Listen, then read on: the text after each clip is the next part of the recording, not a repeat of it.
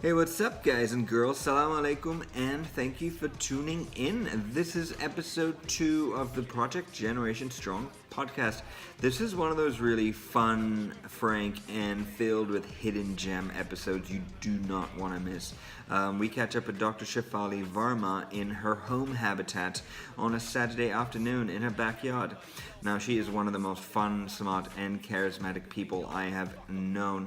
We talk about everything from gut health to parenting to strength training. And there's some really cool nutritional tips in there too.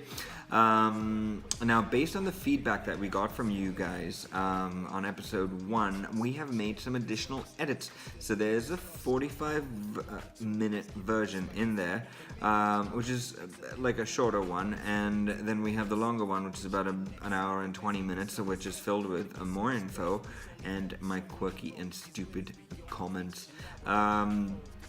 If you like what we do, don't forget to like, share, subscribe, and tell your friends about it. And leave us a comment or two. We want to know what we're doing really well. We want to know where we can improve.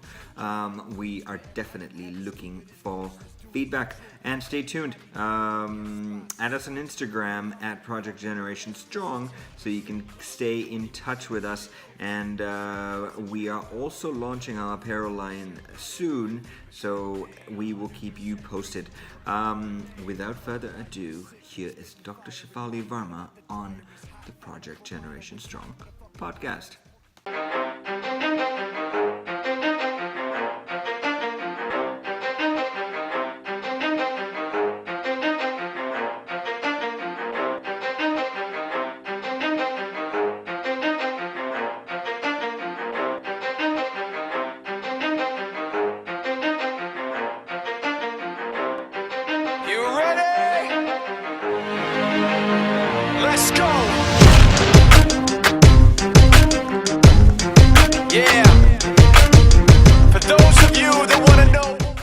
Hey, what's up, guys and girls? Thank you for tuning in, and welcome to episode 2 of the Project Generation Strong podcast. Our esteemed guest today, is an integrative medicine doctor. She's the managing director of IFBM, a mother of 2, probably the most adorable twins in the world, an entrepreneur, one half of a power couple, a strength athlete, and a really good friend. Shefali, thank you for joining us. Did I miss anything in your introduction? No, I didn't even know half of them. Okay. What does, I think, have you got this question before? What does integrative medicine mean? Yes, all the time. I actually used to use functional medicine, the word functional medicine, a lot before, but people didn't actually understand what it meant. But also, they always link functional medicine with alternative medicine. Yes.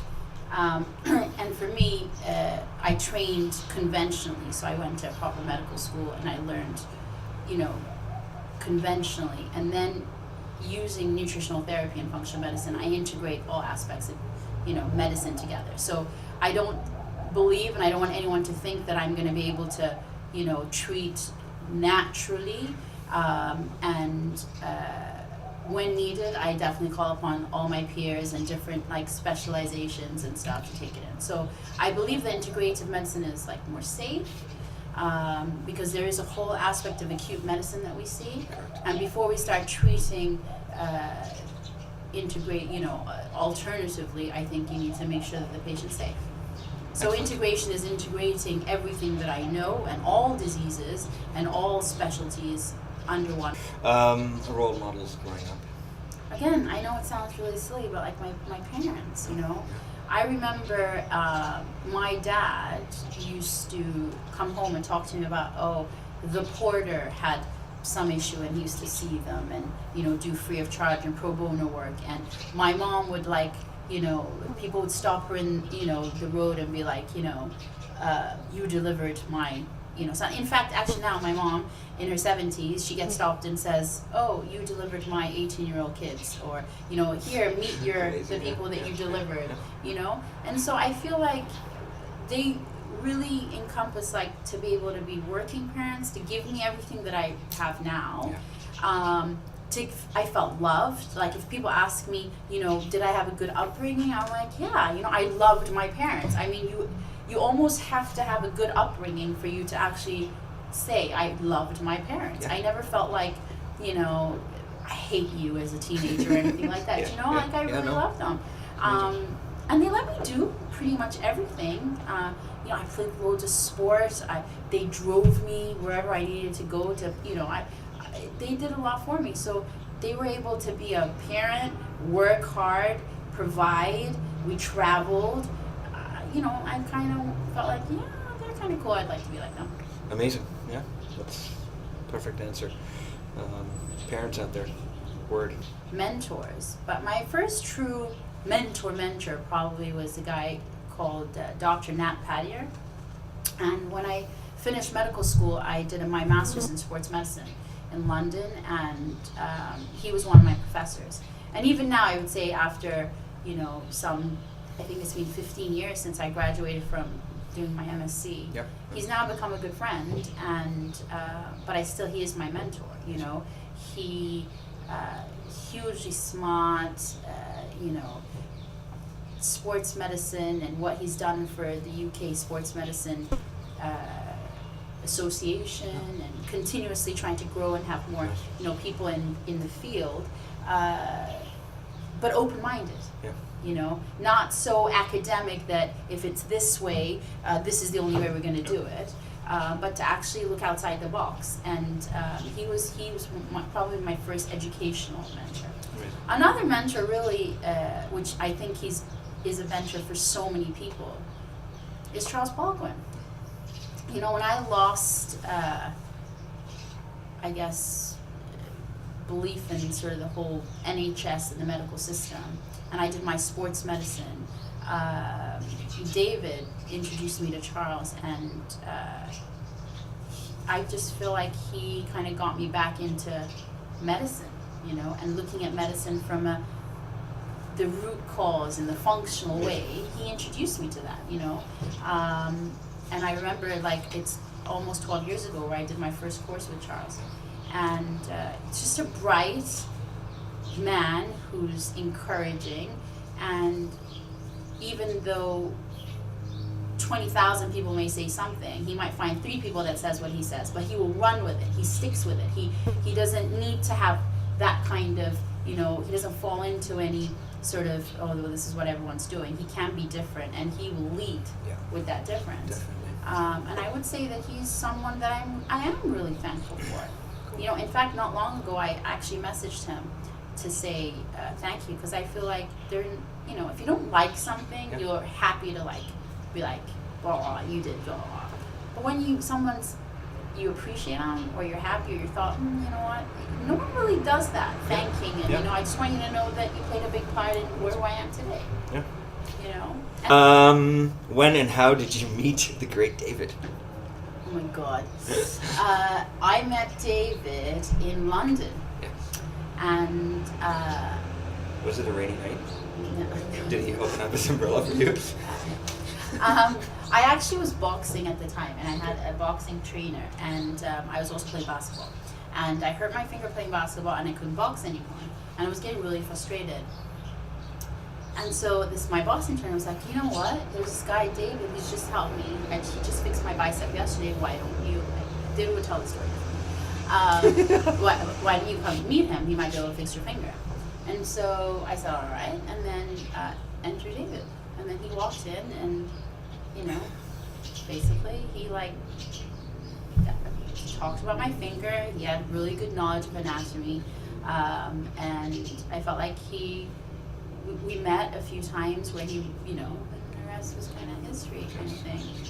Yeah, I mean, like, you know, David, for me, and it's really hard because, like, it's hard to promote now your husband, but in terms of, if I thought functional medicine is like encompassing, you know, medicine and looking at root cause and, you know, looking at things bigger picture, David is that in musculoskeletal medicine and nutrition and sport and body comp and he was actually the one who introduced me to Charles, and he's known him for a really long time, and he, you know, one of the key things that I feel is that he doesn't accept like he knows everything. So he's always about learning and looking outside the box and trying to stuff. And he has this whole thing is that he needs to know what he's treating. So he always has a working diagnosis. Whereas a lot of times you come across like physios and things and they'll be like, oh, I've had 10 sessions with him, he massages, he puts an ultrasound, he does that. And then he's like, but what was his diagnosis? Like, what was he treating? Yes. You know? And David always has a hypothesis of what he's treating. Like, oh, you know, how did this, and he has a whiteboard, and he does very similar things. And so we connected on that science sort of level, you know. Cool. So he, like, intellectually stimulated me. Very nice. And So- since then, we've done a lot of stuff together. We used to go on courses together all the time until... I think that's pretty cute. I always thought it was the good looks and the big biceps and the big like quads that. You know, I was like, Definitely. I always thought it was that. I mean, I think that's really cute. Where do you find someone like that? Hey, we were married 10 years and we have 2 children, so hey, I know 10 those years. are the most adorable twins ever. Okay. So for any of you who doesn't know, let's do some promotion for David. So he is the osteopath. He's a athletic therapist. Yeah. He's a doctor of osteopathy. Pathy, I say. Osteopathy. Athletic pathy? therapist? Yeah, I said pathy, Yeah. like the Indian way. Pathy. Osteopathy. Osteopathy. Okay. And chiropractor as well? I mean, no, he's an osteopath and a sports therapist, and obviously he's a strength coach. Strength coach, Yeah. And he's based out of SHP right now. So yeah, guys, look him up. You got. What have you done? What have you done really, really well with them? What do you think, in your opinion? I think talking to them. You know, even when they were babies, we never goo gaga ever. We always spoke. We always, and that now I see the value of talking and not like babying them when they're baby, but actually having conversations. Because now we converse. We have conversations. We have fewer tantrums than other people that I see, and they always try and reason, you know. And I think listening, and I think this is something that I learned really in my medical career. To take a good history isn't just about like asking questions and this, you know, answering. It's actually really hearing what someone's trying to say. Yes. And when you have with my girls, they're so different, yet they're always compared because they're twins. Is they both have 2 different meanings, and learning how to like stop and understand what they're trying to say and listening to them, having patience, like you really need a lot of patience, and not losing your cool, because what ends up happening is they learn from you. Yes. So if you don't, you know, keep your cool when you're really, you know, ready to lose your, you know, then they get into these frustrated moments too, and then they mimic your behavior because they obviously think it's okay. So I think like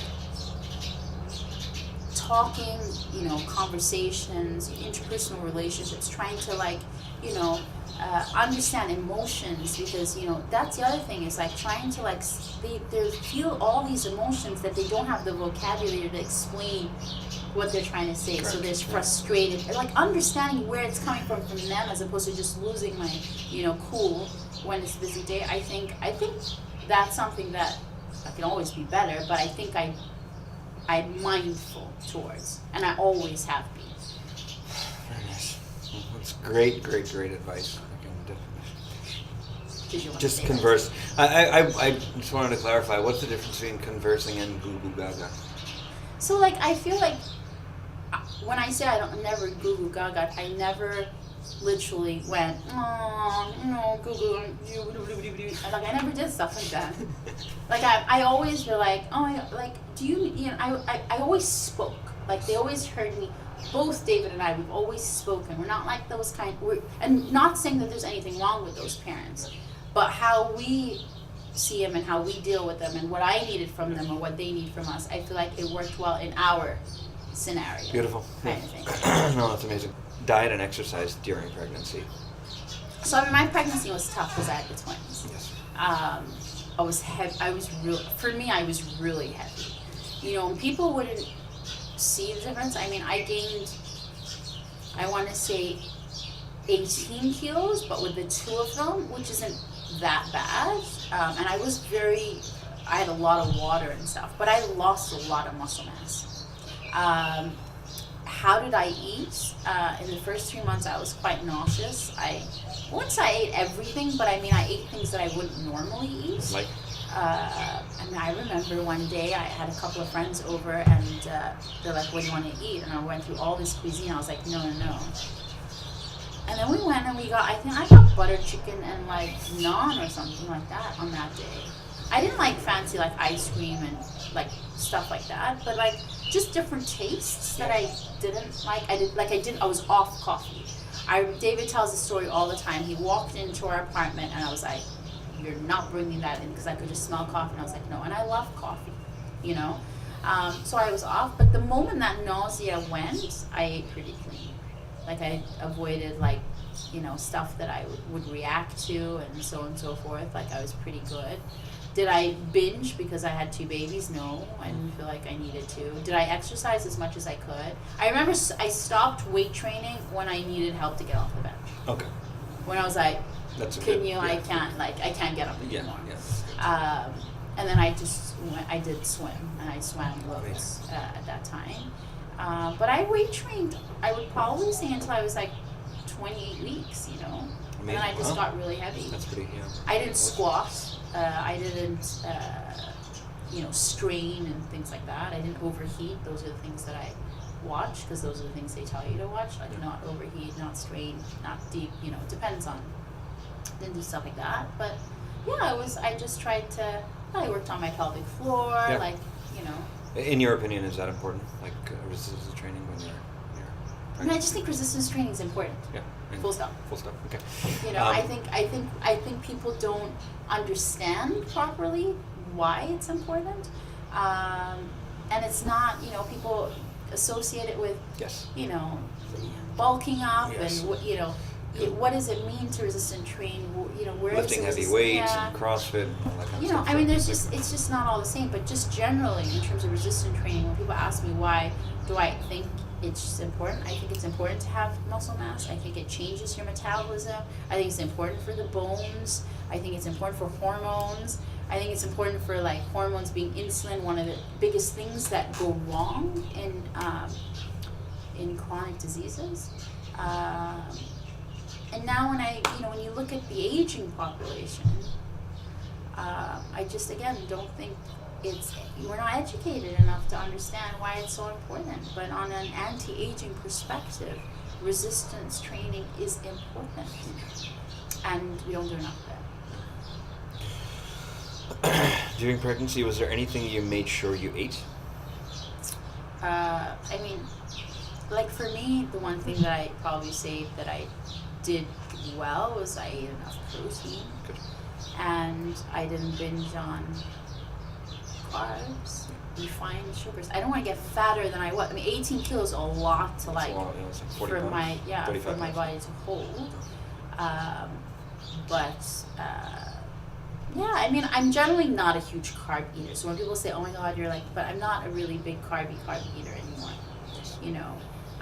So I didn't find it that difficult once I could control my, cravings. Perfect. But in terms of being a mother, the one thing my mom always told me to do was you can never give and show enough love to your children. And I remember, and I still do, I hug and I kiss my children all the time. I am good cop all the time. And I think it's important. I think it's important to nurture as much as you can. I feel like, for kids to feel love is so important.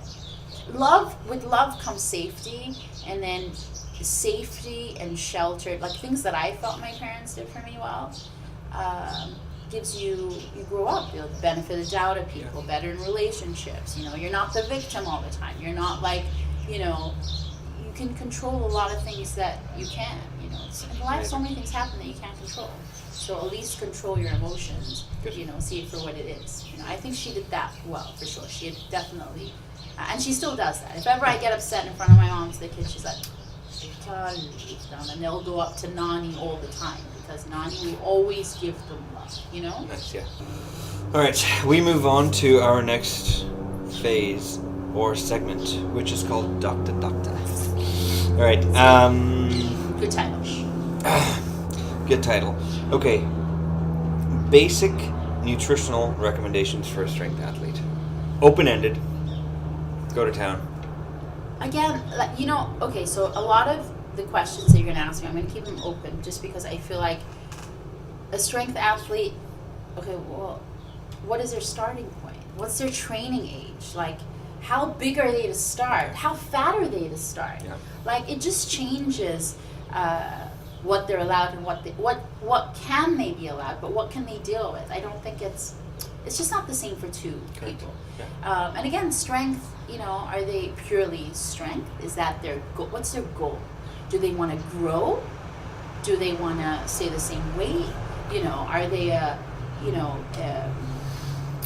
in martial arts, would they have to maintain the same weight? Is there, you know, functional hypertrophy? Yeah. I mean, there's so many different things. Like, I just don't think we can answer it the same way. But one of the things that I think calories, there's a lot of school of thought that it doesn't matter. It kind of does matter at some point. So calories is one thing. Carb cycling is another thing. You know, enough protein, eating enough for repair, recovery, eating enough to fuel a workout, so performance is important. You know, there's so many aspects of, you know, it's not about just having 20 like eggs in the morning and oats and then being like, yo, like I'm sad. It's not so simple. You know, having goals and having ways in which you're documented progress can determine if something's working for you or not. Okay. You know, so I know that's kind of a bit vague, No, but I just this is think exactly that, what I wanted.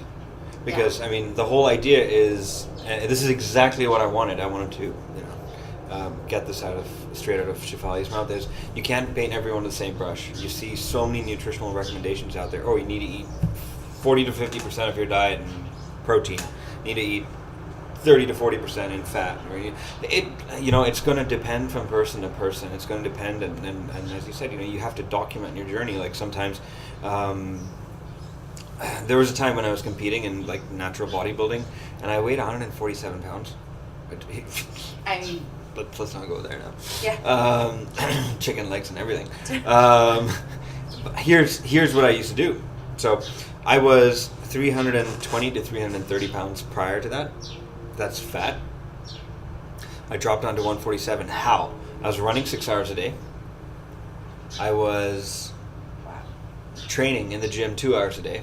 And I was on a Walmart diet because we were on a budget, so we would have multi-grain bread and cold cuts with some pasta sauce and a Diet Pepsi in every meal. That was 6 meals a day. But believe it or not, that's $3 a day I was spending. $3 a meal, sorry. And I dropped from 330 to 147. Was it right? Was it you know, no. That's what my friends told me. That's what coaches told me. Hey, run a lot, you know, and train a lot. And hey, eat your multigrain bread.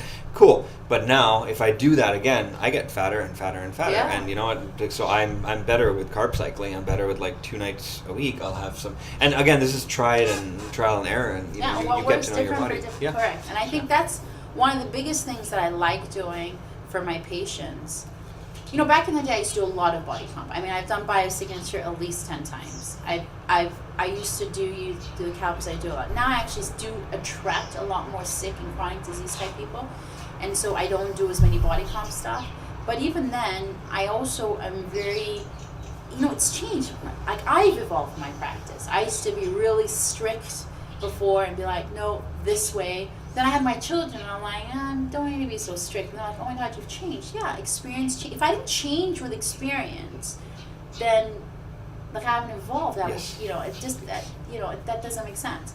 And now people are like, just give me everything. I'm like, I'm not going to give you everything. I'm going to give you one thing. When that stops working, we'll get another. I don't need to give you all the secret weapons. You don't need to use all your secret weapons in one go. Correct. You know, and I realize psychology. If you're in the right frame of mind, you're more likely to comply, you know?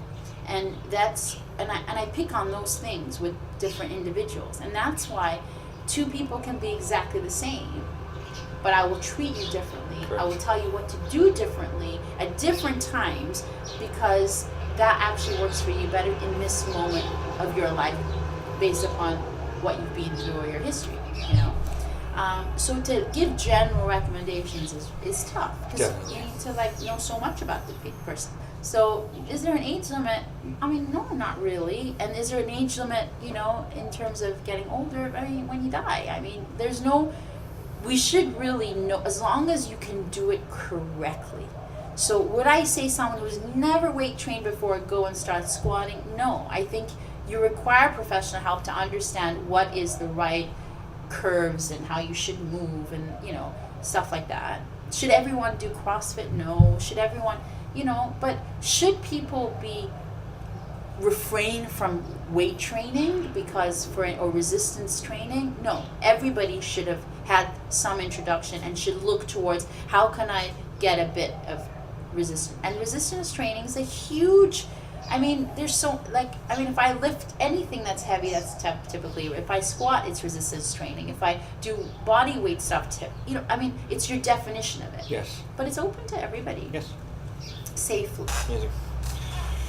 What's the most common health problem you have encountered in the Middle East? So it's changed over the, I've been practicing, in clinic now since 2010. So I'm coming up to 8 years.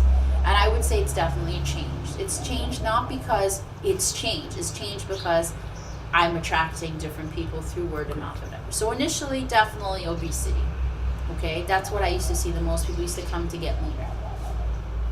And then after that, it became digestive. Because I kind of have gotten known for digestive IBS type, problems. So people have come and done testing and so on and so forth and understand about gut health, which is probably my most favorite topic because I've been working on it for the longest time. And then the spin-offs to that become autoimmune diseases and things like that. So now I do see a lot of, diagnosed autoimmune related, issues. Chronic diseases. I mean, I see a lot of chronic diseases. And initially they were a lot older, and now I'm actually seeing younger and younger people. Unfortunately, being diagnosed very early and just, again, not being well. Not being sick medically, but know that they're just not okay, I feel like a lot of people even haven't experienced what it is to feel healthy.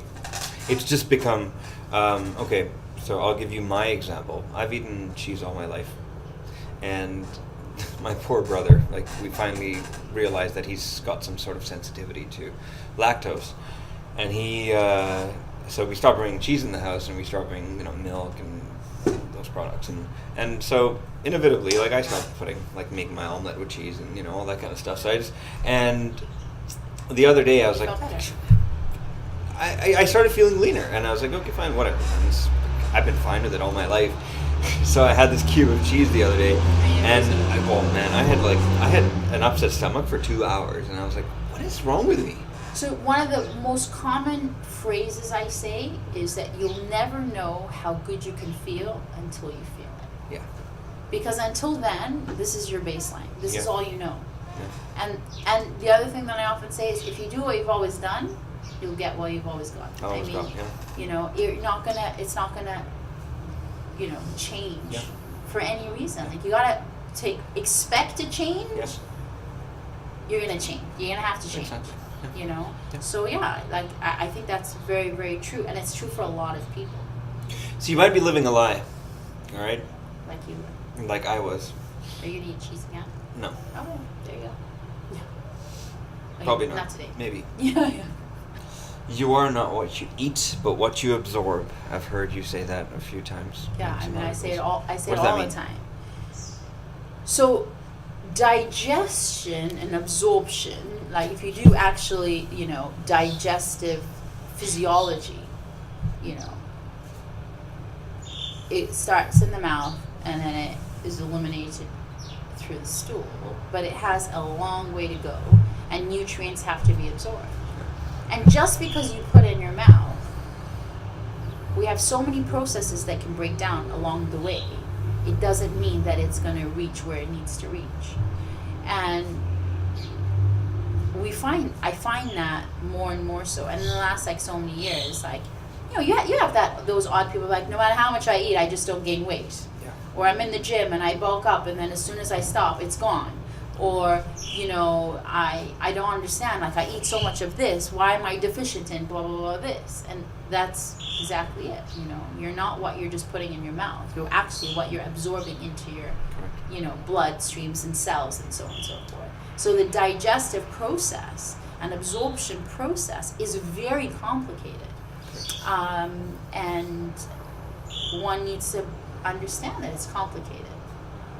You know, it's another thing, like, you know, when people come, so many times this happens, they're like, Mike, do you bloat? They're like, no, don't bloat.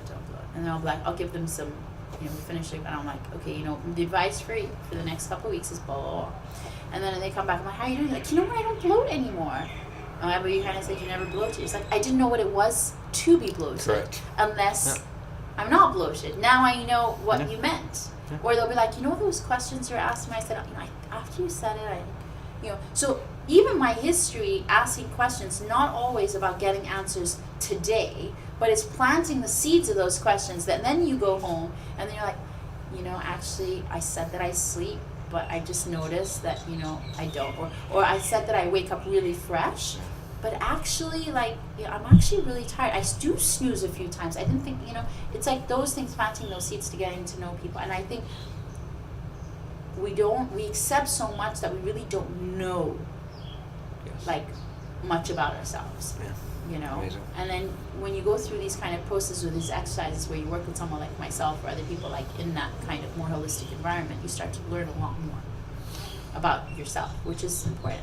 But also, like, you know, processes break down. Yeah. So digestibility in terms of breaking down of macronutrients to be absorbed into small bits breaks down when you're stressed, when you're on the run, when you don't eat enough, and so on and so forth. So some people, do I put people on digestive enzymes? Yeah, I do.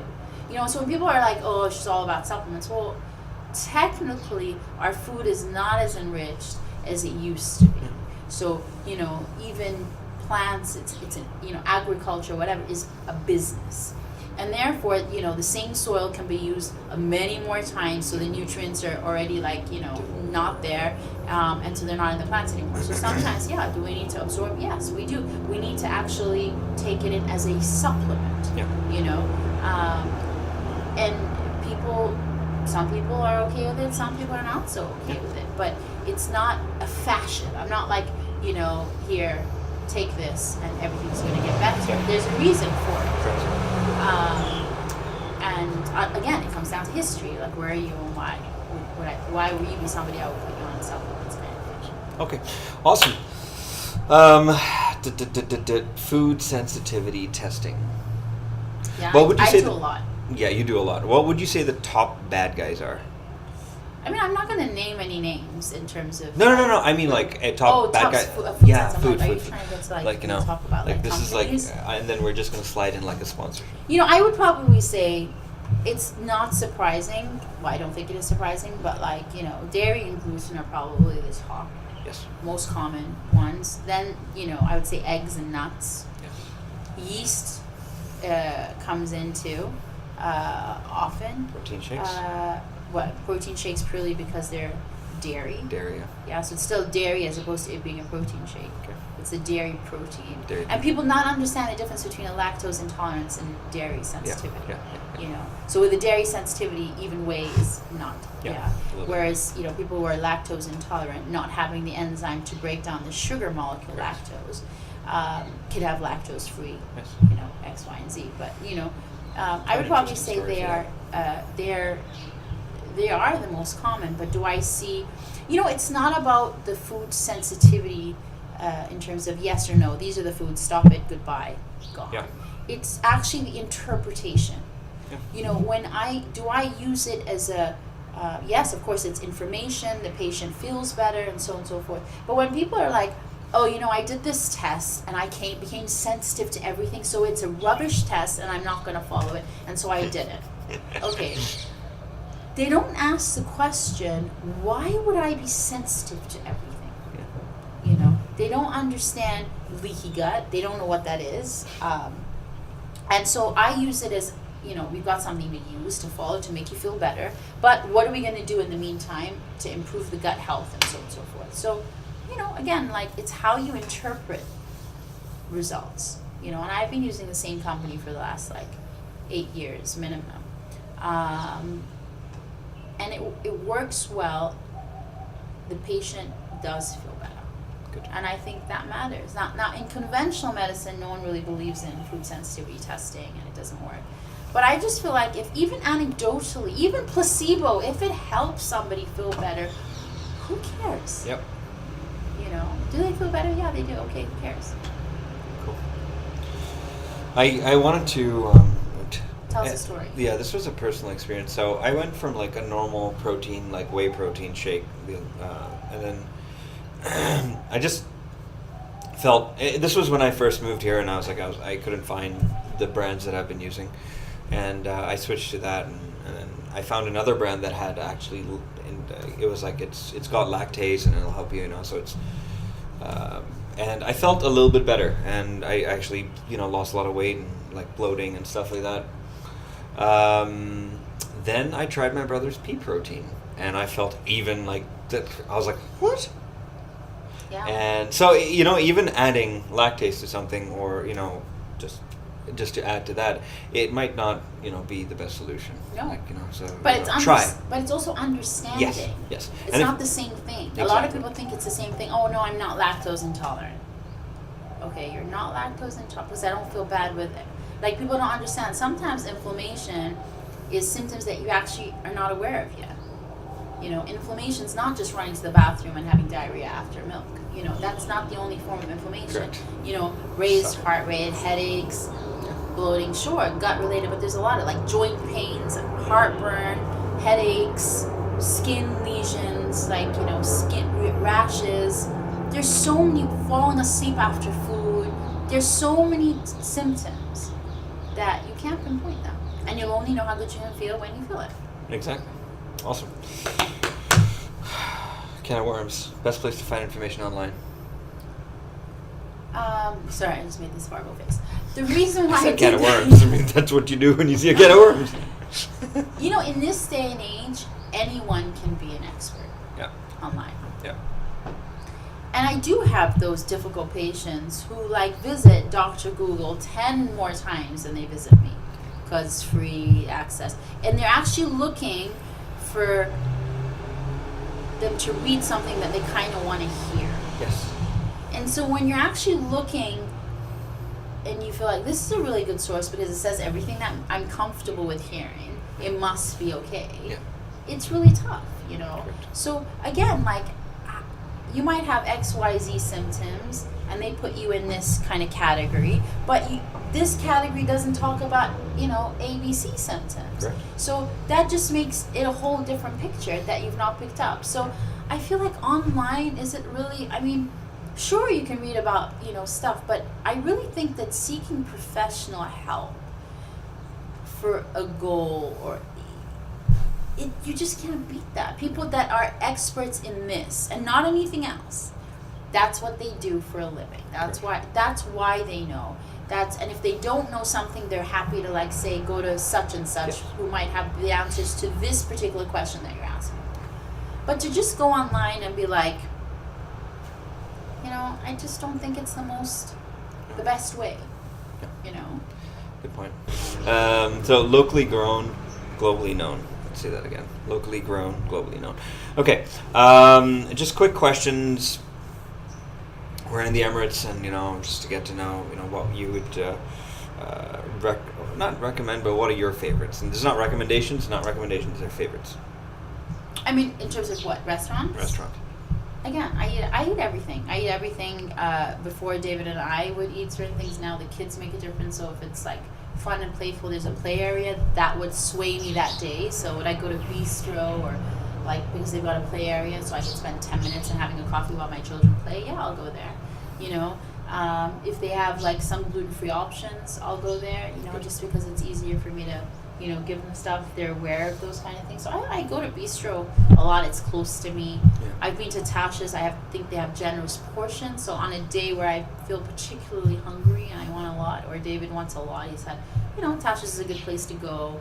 I like Mexican. I like Arabic food. I've grown up, here. So I definitely order different forms of like Lebanese food. Do I order at home? I eat home a lot. I mean, there's nothing like, we're not fine diners as such. Good.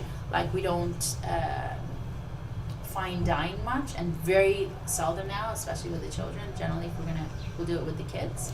But like, I guess all the common things. I mean, I'm not really, to be honest, it makes me think I need to think of somewhere new to go, really, and look into. But yeah. At least we got something out of that. Yeah. But no, I think I got Tasha's out of that. So it's like, for me, being new in Dubai, it's important. I want to know where people are eating. I want to try those places, and that's one of my next steps. I would ask other people as well, not just me, but yeah. Yeah, I know. Yeah, but if you haven't tried it, I'll try it.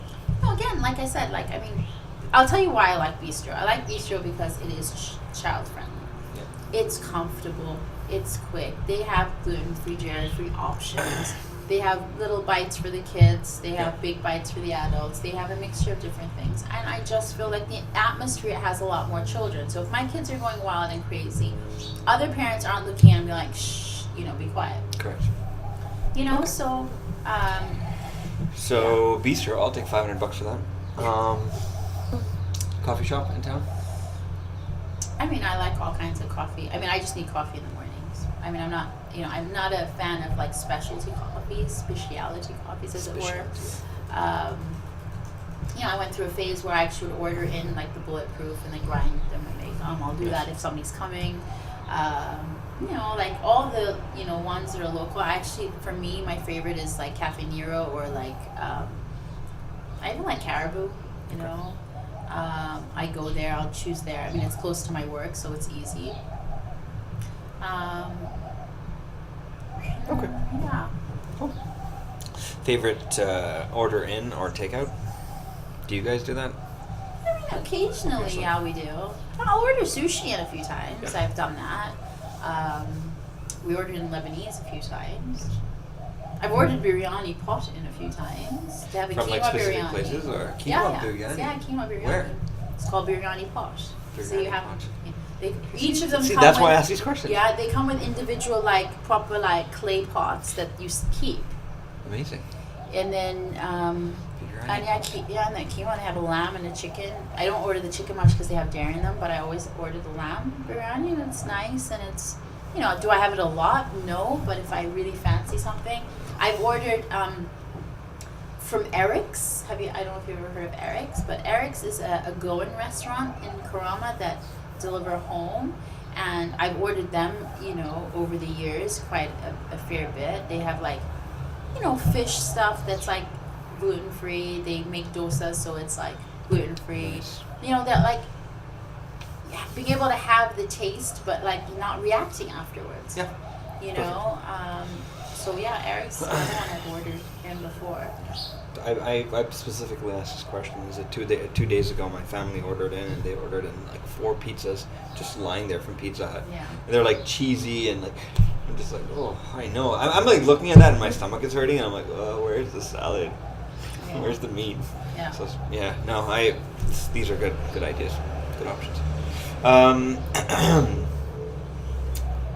If you had to buy supplements for yourself, where would you buy them from? I mean, I've been now in the business for so many years that I've tried so many different companies, so I'm very specific at what I want from which company, but I use a lot of different companies from the US, UK, both of them. I mean, okay.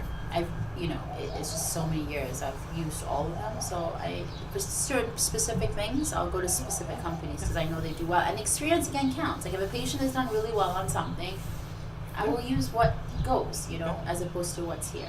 I think that's a really big thing for people, end users, to understand that 2 supplements saying exactly the same thing on the back are not the same. Not the same thing. Yeah. He was, it was something really, I think Dr. Eric Serrano, I was listening to him, and he was saying how they tested 33 different omega-3s, and only actually 2 said what they had in it, and one of them was oxidized too. There you go. So it's these are well-known brands around the world, so And it gives really the supplements overall, the industry such a bad name. So that's why people are like, is my kidney or my liver going to be damaged after having this? I really want to get it from food. I really want to go natural. I don't want to take any supplements. You recommend too many supplements. You know, people, it's education. Yep. You know, and I think that's the most important thing, really. We come to the fun part, so we call this segment the Crazy Stupid Strong. First thing that comes to your mind when, say I'll give you a few options. First thing that comes to your mind: Wonder Woman or Supergirl? Wonder Woman. She's hot. Basketball, squats. Ooh, I would say basketball. Squats hurt. I'm not a fan of pain. Lamborghini, Ferrari. Ferrari. Nike or Reebok? Nike. Favorite movie? Girls Just Want to Have Fun. I know it's really cheesy, but I do really like that one. Ice cream or salad? Ooh, chocolate. Ooh. Batman, Superman. Superman. Nice. I just don't think Ben Affleck was like such a hot Batman. You know, like after Christian Bale, It's not the same. Christian Bale was a good That's Batman. it. He'll never be a Batman. I hope he doesn't watch this. Well, that bombshell. Okay, let's move on to our last few questions. Any new ventures coming up the next 12 months? There are a few ideas. Yep. But whether they'll happen this year or 2019, I don't know. You know? Okay. That's with IFBM? Yes and no. Okay. So we shall see. All right, we're going to stay tuned. There's like a lot of secrets out there. I'm going to nag her now. Yeah. What would your friend say you're secretly good at that we don't know? Ooh. That you don't know. I mean, I don't have many secrets like that. But I think the one thing that I am, that I think everybody says, is I am very good at. I am very disciplined. Like if I'm like, I generally am a good eater. I generally will train. I generally will be there for my children. I just feel like I think I'm good at what I do with my time to the best that I can. Amazing. I borrowed that from Tim Ferriss. Thanks, Tim. If you had to gift a book to someone on Christmas, is that too much of an open-ended? Yeah, you know, and the other thing is, you know, if you know my husband and you saw his library of books, if anybody had to gift anyone a book, I would just tell David to gift one of his books. Like, I just would not get into that. I feel like he's just far more of a, like, you know, I would never gift a book. Okay. At all. You know, I'm that person who Just gifts cheap things. gift. No, I'm actually that person who gifts what I think that they would want, but wouldn't buy it for themselves. I'm that kind of person. Yeah. I always wanted a Ferrari. My birthday's coming up. Yeah. But I just said I want one, so I would take it for myself. I actually don't want a Ferrari. And neither do you, really, deep down. No, come on. Do you? Yeah. Oh my god. Okay. I might sell it after. Yeah. After what? After you give it to me. Take the money and Appreciation, invest it. yeah. What advice would you give your 20-year-old self? If you had to give any advice, or you're like, that was perfect.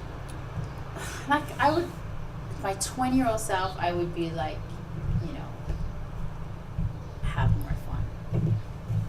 You know, when you're like married and you have children, it's amazing, but it comes obviously with a lot more responsibilities. You know, you got fees to pay, you've kind of got to, like, you know, educate them. There's just so many things you have to do. You've got, you know, you're an adult. Yeah. And at 20, when you think you're an adult, you're really not.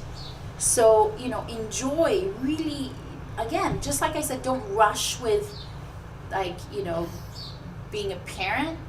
It's the same as, like, don't rush, full stop.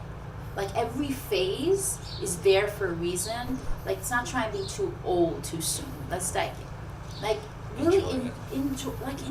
You know, it's really weird because I Instagrammed this the other day where I said my mom used to say to me when I used to be like, Mom, and she'd be like, you just wait till you're a mom, okay? And then you tell me that you won't say the same thing. Just wait. And then I look at and I like catch myself. I'm like telling my kids in my head, just wait till you're a mom. You know, and history really does repeat yourself. Like, all the stuff that my parents told me, with their experience, and you're like, yeah, whatever, blah, blah, blah. And you're like, I'm like, it's the same. You know, we're so quick as a child. Like, I wish I could be a kid again. Like, I turned 40 in Feb. I am an adult. I am mid-age, like, I'm going through my own midlife crisis. I really, truly am like, oh my God, what have I done for 40 years? You know, you're just like kind of, and you want to be that child again. I look at my kids, I'm like, just enjoy, just be stupid, just be like whatever. And then you're always rushing to be this like adult and like move on to the next phase. And I'm like, little do you know, when you actually hit an adult, you're like, oh my God. You know? To be 20 again. To be 20 again, like, yeah, be a kid, enjoy. Last but not least, where can people find you? I have a clinic in Healthcare City, Institute for Biophysical Medicine. You can call them. You can email me on Instagram, Dr. Chef. We'll have that. We'll have that. All those details below on the video. Shefali, thank you so much for joining us. You're welcome. And joining me, more importantly. And I think our audience got tons and tons from that. And, thank you so much for being yourself. And it was just super awesome. Thank you. Okay. Guys, thank you for tuning in. And if you like what we're doing, like, share, subscribe, follow us on YouTube, Instagram, Facebook.